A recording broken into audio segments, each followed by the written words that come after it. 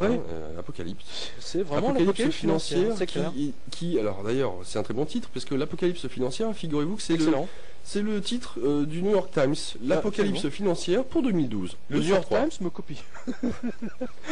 Donc cette fois c'est sûr, nous dit-il, 2012 est une très mauvaise année en raison de toutes les obligations arrivant à échéance.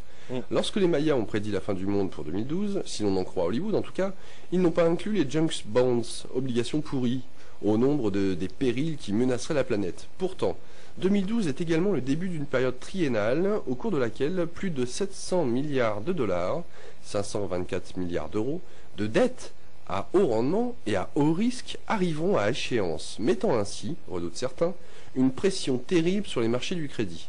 Comme l'État fédéral américain devra régler une énorme facture au même moment, les entreprises risquent d'avoir du mal à obtenir de nouveaux prêts, ce qui déclencherait une vague de défauts de paiement et de faillites en cascade. Et ça, c'était le Courrier international qui l'a repris et qui a titré l'apocalypse financière pour 2012.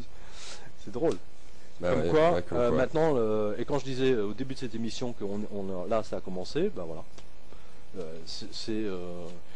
Tiens, c'est amusant parce que dans le film Inside Job, que j'ai vu la semaine dernière, justement, à un moment donné, on voit des banquiers qui disent Armageddon.